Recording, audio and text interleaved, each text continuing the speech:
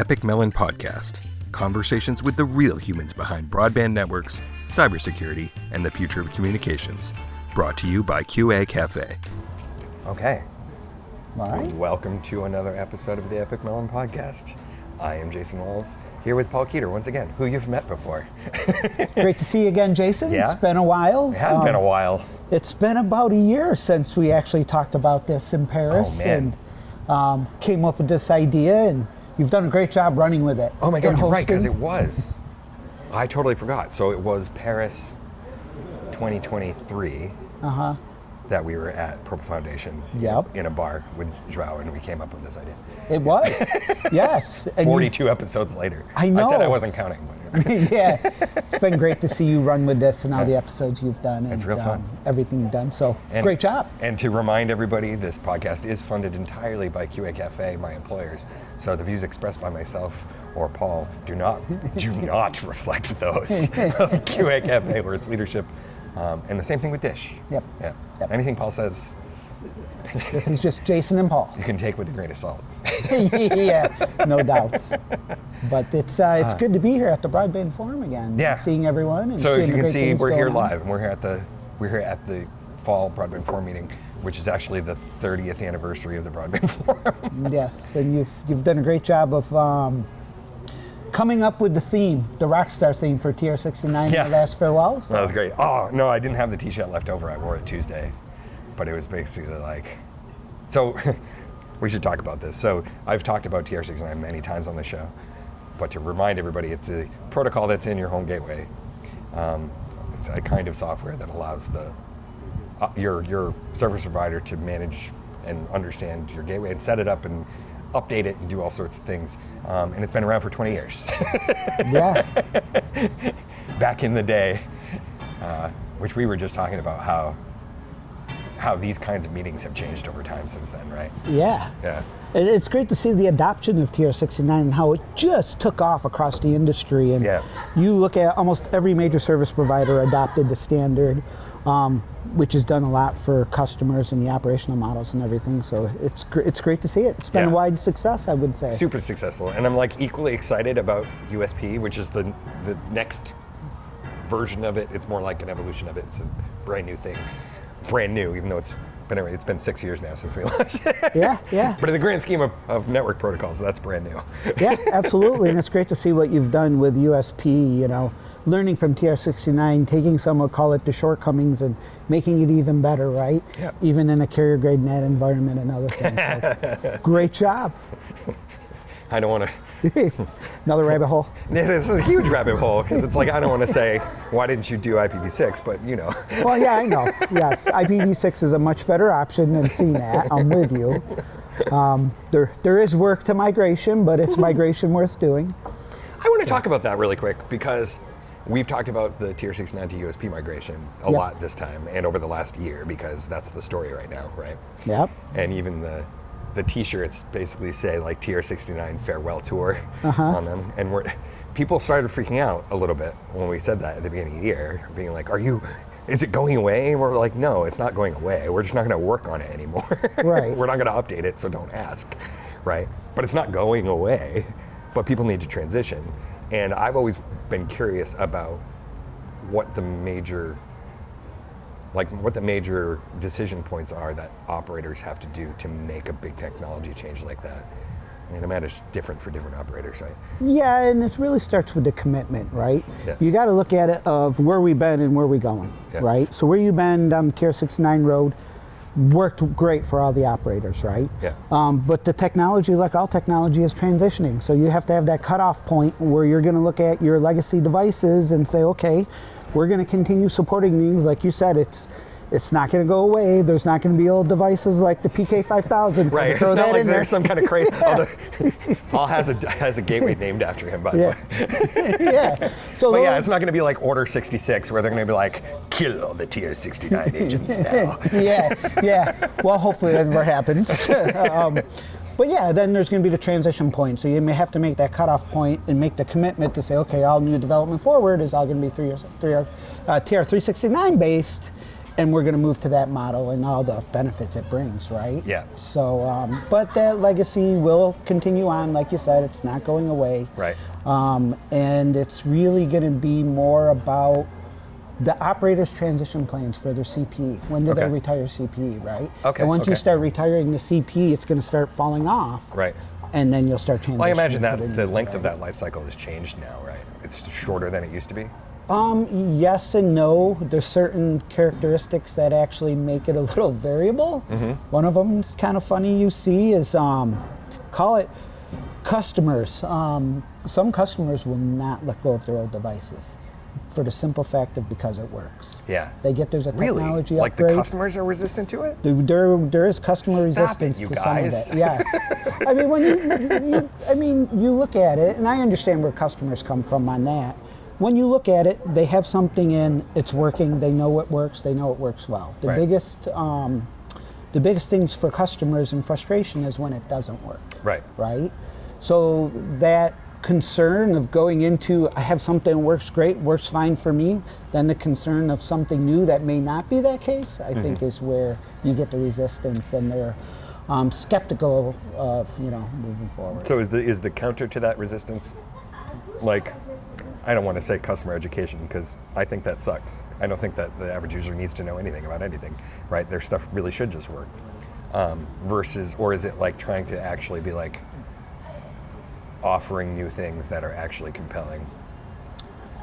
That is one part of it, right? You have to offer those new things that are compelling. You have to make sure, obviously, there's no, call it, upgrade cost to it, right? Some folks may go back in and try to charge them for the new devices. You can't do that, right? And then I think the third thing is if you can demonstrate being operationally responsible for your customers, you'll have a better opportunity to upgrade those old devices and get them out of your network because, I mean, that's really the resistance, right? Right. It works, don't touch it. Right. So if they find you as an operationally responsible service provider, you're going to have a lot better chance of upgrading and getting those old devices out of the network. And the old devices, not only TR69, but they become security concerns, right? Because now they're not being supported. And right, and which we talked about on the last show with F-Secure, right? Like that was the biggest thing because these things sit out there, and some of them are past their upgrade life cycle, right? I mean, you'll have things that sit out there, and I know some service providers do,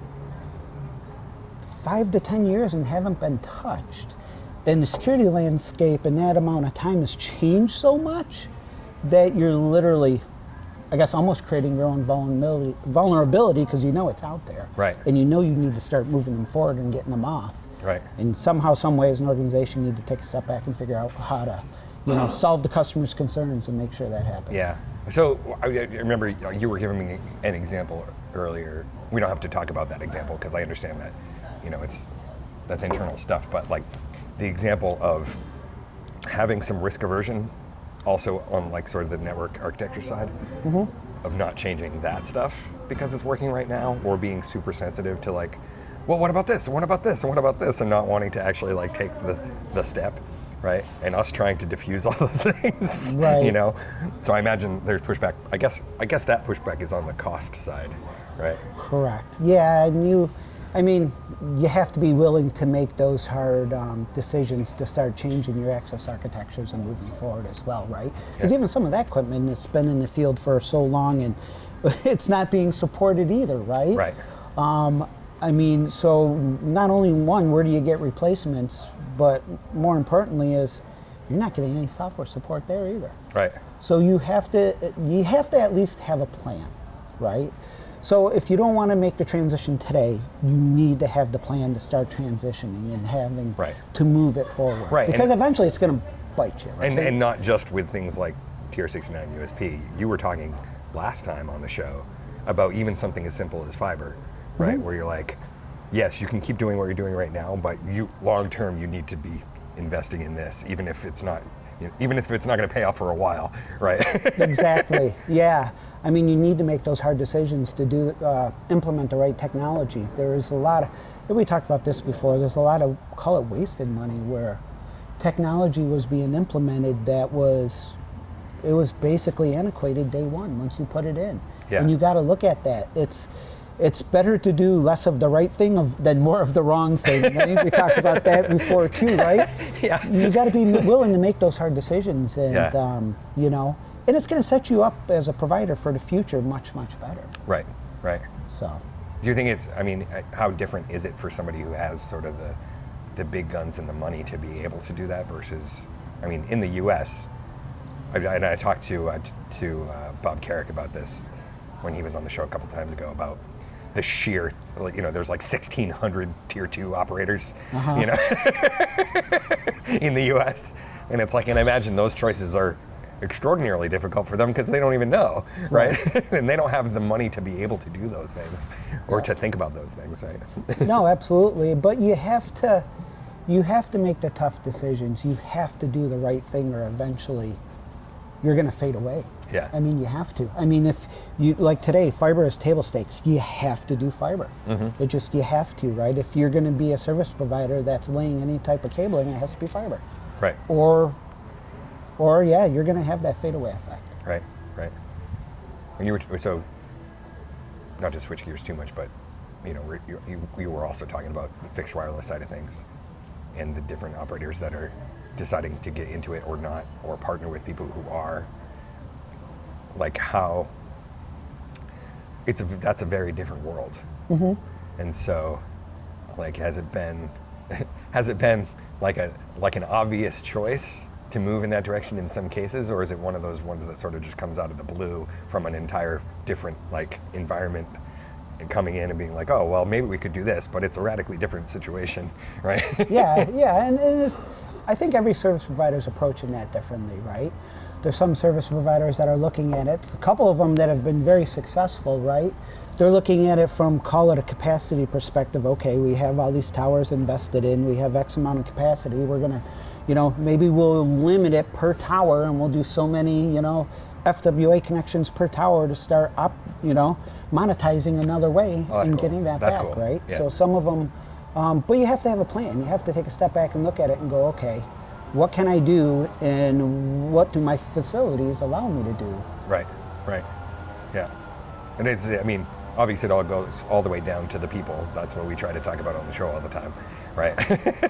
And whether or not, like, you know, whether or not your guys, right, on your team are the kinds of people who are interested in doing that kind of thing too, right? Right, yeah. I mean, yeah, it all takes leadership and financial commitment across the board, no matter the provider, to actually go down that path and make the commitment, but yeah. Yeah. So yeah, we've been doing this. I've known you for 20 years as a result of all this. I know. And we're reminiscing about how it used to be in the old days. Yes. Yes, we were doing that last night, reminiscing about some of the old days. And, yeah. It was different. Like, I don't want to say like, maybe even pre-COVID, but definitely post-COVID. Like, the number of people that are able to come directly to standards meetings is very different now. And we've been trying to do that reset. And I kind of almost wish sometimes that we could like show them. Yeah.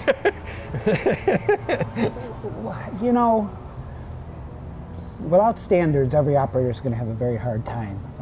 We all know how proprietary implementations go, and in the long run, they're usually operationally more costly. You really want to go down the standards approach and use that economies of scale that standards gives you, right? Right. Because now you have many different vendors, you have choices. And then you have implementations like TR69, 369 that you can actually count on to do the job you're looking to do. Right. It's not just a one-off wild thing where I think it's going to work, Well, right? and then that thing gets locked in. So, like, did you ever see that Simpsons episode where, and I don't even remember which episode it was, but they try to get something over the internet, and you see it going through like the different wires and everything, and at some point it stops on some Cisco box that has like a dryer tube coming out of it, with like flies going around it. It's like making the whole internet work. That's awesome. I didn't see that one. I'll have to look that up. But that's what I mean, you know? It's especially not, this is not a criticism of Cisco at all, but like, there are a lot of those things that are in the system, and it is the internet is a hodgepodge, right, of interconnected systems. And some of them are like that, And when those things get sticky, it becomes extremely difficult to rip them out later. Right? Yes. Proprietary vendor lock-in is what I like to call it. You have to be very careful of that. And you have to have, in order to prevent that, you have to have a very strong architecture team that understands technology, is involved in standards like we're doing now, whether it's the Broadband Forum, the Home Grid Forward, and Purple Foundation. Yep. A lot of great standards going on around broadband, trying to standardize everything and make a better economies of scale and operational models. So right. You have to have that architecture team that understands it and allows you to implement those standards in a way where they're owning it, right? And the vendors, or they want to own it, right? Yes, yeah. Absolutely. And I feel like one of the ways we can do that is bring them to places like this and show them how fun we are. Yeah, we can do that. Yes, that definitely works. So they want to come back. Yeah, but I mean, even understanding and knowing the standards and how they're evolving and what's on the horizon and where you're going. It's all very important things when you're looking at, especially from, like I said, from an architecture point of view, being in front of, the industry and where the industry is moving to. And embracing that standards approach. Yeah. So. Cool. Yeah. I mean, that's the dream. Yes, that is the dream. There's some companies that do it very well. There's other companies that it's not a priority for one reason or another. And I bet you there's a set of companies that right. probably just really don't know. And it's really tough because, so we talked when we were talking yesterday in the meeting about some of the, we were trying to outline some of the technical things that we could do to talk about the Tier 69 to USP transition, right? But of course it quickly devolved into not devolved, because I think these things need to be addressed too, but they weren't really what we were trying to talk about at the time. The marketing side of getting people to adopt it. And one of the things that came up was and I feel this happens a lot in standards, maybe not always at the Broadband Forum, sometimes at the Broadband Forum, but standards in general is you have people who are working on something that are either isolated, right, or they're extremely academic, or they're very idealistic. Right. Right? And they have a vision, IPv6, of how things are going to work. And if people would just do it, then it would happen, right? And why aren't they just doing it? And half of our conversation that morning was, here are the reasons why people aren't going to do that. And we need to be acutely aware it's literally marketing, right? These people are effectively customers of the standard, to sell them on the why, but understand what their actual needs are, that they're not going to suddenly rip everything up and just put this in tomorrow, Of course not, you can't. From an operations perspective and the cost perspective, there's no way you can do that. And then you have a lot of devices in your network that, again, as we talked about, aren't being supported, so you couldn't even do the firmware upgrades to support it and move forward anyways, even if you wanted to. Right. Well, I guess there's a price to be paid for everything. You could probably find someone to do something, but be highly expensive and prohibitive, right? Yeah. But from a transition perspective and the value Tier 369 comes, the users of the technology that technically understand that are very important in there too, because they understand the benefits, right, of changing. Mm-hmm. Right. It's like in Tier 369, they call it the always connect, for the lack of a better term. That's very valuable, and especially some certain network architectures more than others, but it's still very valuable across the board. You get real-time data. Right, because real-time data is, but again, it's like, and I think about this as a technical marketer all the time, is like, I can say real-time data, but the why of why you need that real-time data was the pain point of Wi-Fi management. Right. That was it. That was the whole reason this started, right? Mm-hmm. Yeah, and then on top of that too, 369 does a much better job and easier implementation of very good data collection, right? Mm-hmm. And heavy data analytics to that point. It always goes back to we talked about before, right? It's one thing to obtain the data, it's another thing to actually use it. What are you going to do with it? Right. Pretty much all service providers do a great job of obtaining data, and there's very few that do a the really signal to good noise job. ratio, if you will. Yeah, but all the data's there, and when someone calls a service provider, they should have all the proactive information to know what's failing and where, and how they can try to solve it, right? Right. Some things are straightforward. Other things, as we know, get into driver-related issues and other things that are going to call it require field SME to go out there and work with it to grab the data to figure it out, but you should always be focused on fixing whatever it is, no matter where it lies. Right. And then that field guy ends up having to interact with some weird people, and I've had my experiences there, but the good news is we can laugh about them as we have before. Just kidding. All the customers are all great. They are all great. But Quirky. yeah, yes. Some more entertaining than others. Yes. So yeah. I also simultaneously like being the user of the things that we build at the same time, and I always try to like fashion myself as like the dumbest user, right? Because I don't go around and try to mess with my router or change anything or anything like that. It's like, nope, like this thing is supposed to do what it's going to do, right? And so I try to be the typical user, right? So that I can kind of understand, right? Yeah, which is very important. The implementers of technology should use it, because then you're going to have a better path to make it better, right? You have a better understanding of how it should be working, right, than anyone else. Yeah. And now when it doesn't work as you thought it was going to, now you're going to be much quicker to get in and start looking at it, doing the root cause analysis, and bringing that problem out the other end. So hopefully customers don't have to actually go and experience the same thing. Right. So it's very important to use the technology you create and be part of that. Call it field verification, whatever you want to call it. Long-term soak testing. That testing in production. Yes, we'll call it long-term soak testing. And then just keep evolving and making it better. Mm-hmm. We all know how testing goes. You test in the lab to catch everything you possibly can. But there's so many different applications, devices, functions, everything out there. You can't test it all. You never come out of the lab. It's actually cool, right? though, because what happens at QA Cafe is, because we have a bunch of people out there using CD Router, it's like a giant test bed for us, right?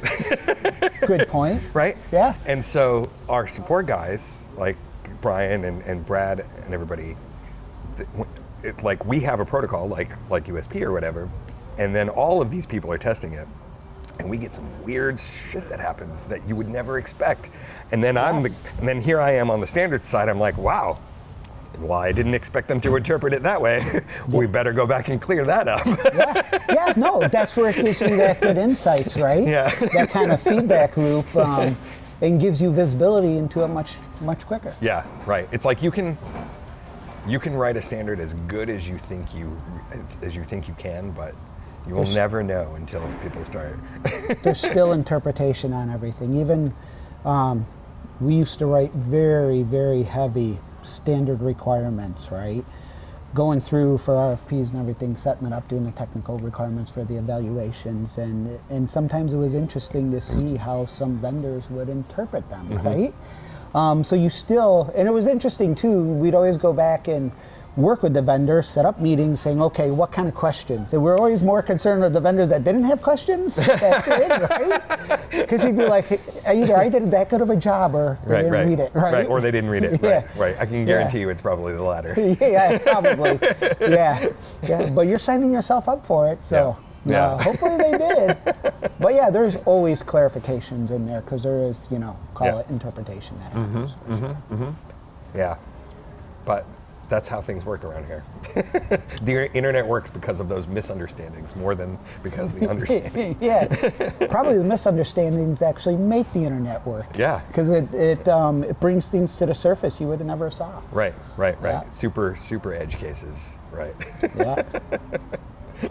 I'm trying to think of the ones that came up recently where it was just like, they're like, okay, so I don't see how you could have possibly interpreted it that way, but if you did, you're probably not the only one. Right? No. If it was one, there's more. There's no doubt about that. No doubt about that. Yeah. No, but it's been fun. This week has been fun. A couple new people coming in who were really sort of thankful. Not to do a bunch of free marketing for Broadband Forum, but they kind of came up to me and were like, wow, this was way more engaging and positive than any other standards, that we go to, right? And I think the positivity was kind of the best part, right? Because it's like, it's like it's when we hang out, Right. Right? And it's like you and I could have never talked to each other. We could have all just, been like, oh, I'm going to go out to my room and do some work and, Yeah. But even if you look at the standards bodies, we would have never crossed paths, right? Yeah, exactly, right? But the people, the Broadband Forum and everything, great people. It's great to see the collaboration, everyone working together on a common goal. And kind of running an architecture team and using it all the time. Obviously, from a user perspective, it's very appreciative, right? Because there are a lot of requirements to make a device work properly in your network and within your operational models. That the work done here makes our job much easier on the opposite side. You hear that, everybody? Keep moving it forward. And it's true, I'm not just saying this to Jason, but device management is a fundamental of all your operational models, right? Mm-hmm. So we even have the standardized, whether it was TR69 and moving to TR369, the 181 object model and the flexibility it gives you is, for lack of a better term, priceless, right? And apparently is priceless because people keep trying to shove it into other protocols. Yeah. In order to be able to support your operational models from a standard point of view, even across different vendors and different devices, is highly useful.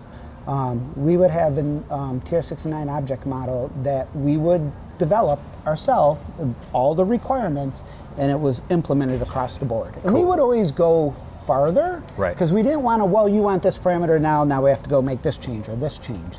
We would go on the side of put more in that we thought we would need in the future based off on product offerings or operational models. Right. So we always could support those pretty quickly, right? And we weren't just always trying to catch up. We were in front of where the cross-functional organizations want to go. Because on the flip side, I'd be like, why did they put this in here? But I never thought of it that way. Yeah. That's cool. So you're kind of just like future-proofing it, right? Yes, we consciously did that for years because we always wanted to have the answer. Being the architecture team, you have to go through and put these forward. One of the main customers you have is operations. Mm-hmm. So you always wanted to have an answer for operations pretty quickly to help them implement the operational models they wanted to do. Oh, cool. And changes. Yeah. So it wasn't, okay, we'll do that. It's going to take us, 3 months, 6 months. We'll get in the next firmware version. It's like, those are all supported. Here's what it is. Here's all the inputs, outputs. Here's all the data, you should expect. And obviously, when we go through and test everything, we validate that all the objects are working and you're getting valid responses. Nothing better than an object working with an invalid response. Seen that many times. So you have to do that and make sure that you are getting valid responses of what's expected. Cool. And they can pretty much start implementing them very quickly. That's fun. You're like, we already thought of that. Yes. That is how we operated. We tried to stay in front of everything. And even if doing working with operations, being on meetings with them, and they would bring certain ideas up, we would always write it down, take it in, add it to our standard requirements to make sure when they're ready, we're done. Right? We're good to go. Cool. And they may not even ask for them, but if it was something that gave us, that insight, we were working on it. Neat. That's fun. But the TR69, 369, and 181 makes it possible to do that in a structured way. Right. Where it makes sense, because it's already there. Right. Yeah. Now you're just adding, it's an addition. It's a plus one. We need to write down everything you just said and turn it into a best practices document. There you go. Yeah, it's, there's a lot of great things you can do if you're willing to be proactive and do the work up front. Yeah. And it's very interesting how easy it makes cross-organizationally in the back end. Mm-hmm. So even doing requirements on devices, if you have your requirements and you do it really good from an architecture perspective, spend the time, very detailed. The vendors now know what they need to deliver. There's no ambiguity. The test team knows what kind of test plans they have to set up, right? There's no ambiguity. They know what the requirements are. They have to test all the requirements to make it, so there's no ambiguity, right? Right. And every time you change the requirements, you're always working the test teams anyways, update the test plans and everything, right? Operations, the same thing. Now, operational models don't change. You're not having a kind of, a rolling spectrum operational models because it's the same functionality. They know. They don't have to keep fighting with everything changing. That's cool. Even the standard interface and standard applications where everything works exactly the same, no matter who the device is from or what type of device, it makes the operational models and training much, much easier. Oh, yeah. I didn't even think about the training side of things, Yeah. because that's a huge problem right now too, right? Because I don't know if you're seeing this, sort of the same effect that every industry is seeing, but like with people retiring and not a lot, and everybody coming in who's new, like rather than anyone in the middle, right? Yeah, no, absolutely, and it's interesting. Like in the past, we were able to get to the point where for training, even going between new devices, new device types based off access architecture, moving forward with, call it the technology within the device, new Wi-Fi and everything. More than that, we were able to just give them a desk drop and say, here's the changes in the device. Because it was all standard. They knew it all, except those one or two little changes they may see that are different. Right. So, I mean, operationally, it helps a ton. Cool. I was going to ask before that I just remembered, like, I don't remember if we talked about this last time, about the shift for maybe in the last 5 to 10 years of pushing a lot more work on the vendor versus now where you as an operator are doing a lot more of the integration work than before? Like, is that am I hallucinating that? Or No, there's, you see kind of two different models happening, and I think it's really dependent on the size of the organization and the resources they have available, right? There's some organizations that are doing, like, call it outsourcing a lot of their work to the vendor, which if you take a step back and look at it, there's benefits to it. I understand that part, but you're starting to lose the technical knowledge of keeping control of your technology, right? Yeah. Because the more you push to the vendor, the more internally your technology is being developed, the more it's starting to fade away, right? So less internal development. Yeah, and I actually just sort of thought of an analogy in that respect, right? Because effectively what an operator is a systems integrator for a bunch of things that an end user needs to get internet access, right? Yeah. So you need to know all of those pieces. You can't just. Yeah, you have to. But if you look at it from the opposite side, where some service providers are going down having very strong architecture and test groups, those groups are the ones they will know the technology front and back. Now you have, instead of that knowledge base being external to a vendor, now it's internal to you, right? Right. And now those groups will have the capabilities of basically maintaining that technology cradle to grave. Right. They're the ones that develop it. They're the ones that go through, write all the requirements, participate in the RFP process, provide, call it tier 4 support for operations. So if there's any issues with operations, that they get involved in, they're not just throwing it over the fence to someone else. Cool. And then that makes a very quick turnaround where they get involved to help with root cause analysis. They understand it.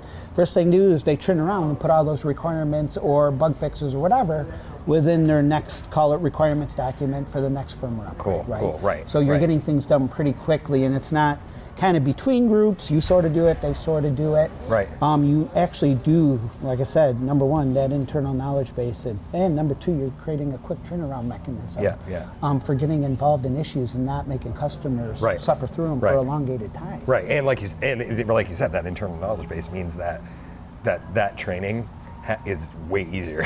Yeah, no, absolutely. And it's interesting too, vendors do appreciate that. Yeah. Because now you're instead of going in and vendors thinking they know what you want and what their expectation is, vendors actually really like it. And any vendors out there you don't agree, put a comment in there. But vendors actually really like it when you put the requirements up front, they know exactly what's expected of them, because now they can set a benchmark of success even for themselves, for the service provider. Right. So. Right. And you're not smacking them. Yeah, it's got to be a mutual, beneficial, relationship there. Yeah. The vendor's got to be responsible for providing everything you need, but you got to be part of that loop as well, right? I mean, in the past, it was very commonplace. We would get, ourselves, the vendors, the chipset manufacturers, all on the phone together if we had a problem, and if it was a problem we thought related back to either the SDK or the drivers or anything, saying, let's go through this and figure it out. We need to get this fixed, right? And even multiple vendors with the same chipsets, we wouldn't make both of them do it. We'd fix it with one and then give it to the other, right? Right. I remember. I think you were talking about that before. I remember that. Yeah. So it actually creates a really good, call it, technical environment where everyone understands what the expectations is and everyone's helping each other to help the customer. Yeah. Because at the end of the day, it's about the customer, right? Right. So helping the customer. See, right. And it doesn't. things should always be positive and not negative. Yes, absolutely. You know why I enjoy working in broadband and you know, working with customers and helping to solve problems and new technologies, new architectures. It is positive, right? And then you get to go to the Broadband Forum and sit in here, right? Exactly. Where Yes. things are also positive and fun. Absolutely. I fully agree. All right, dude. Well, thanks for doing this. I'm glad we were able to do this over beers. I already drank mine, but cheers. Oh, cheers. Yes, thank you. It's great to see you, Jason. It's great to see what you've done with the podcast. Great job. I will reiterate once again. I'm kind of kicking myself actually too, because I was on a previous one where somebody asked me, you know, how he came up with this, and I forgot to tell them the whole story about how. Well, honestly, I was just sitting in a bar with Paul, and we were like, "Hey, we should do a podcast." Yes, we should. And part of that original conversation, maybe we'll do this one day, talking about all the funny stories that people have of working in telecom and call it field experiences that they've gone through. There's some really good ones. I could have called the podcast Greenfield. That would have been funny. Actually, that would have been funny, yes. There's a lot of people, including myself, have some very funny stories of, you know, working with operations and working with the public and, right. you know, visiting customers and stuff. So, yeah. All right. Well, we're going to enjoy the rest of our time here and probably have some more to drink later because it's actually just the middle of the afternoon right now. Closing plenary, and then we're all out of here. Yeah. Thanks, dude. Well, thank you, Jason. Yeah. Great to see you. Great to be back on your podcast. Keep up the good work. I will. And we'll probably do this again next year. Sounds like a plan. We'll absolutely do it. See how everything evolves again. Oh, and thanks for doing the shout out to get people to comment on this if they actually do have opinions about this. I think my favorite part about this episode is that you actually just provided a whole bunch of very good advice for operators. So pay attention to that. Yeah. Put some comments in, subscribe. Please do subscribe or like this video because that helps make me know that I'm doing that I'm not just talking to myself. And above all, own the nerdy things that you love and have fun doing them. Absolutely. Thank you, everyone. Woo.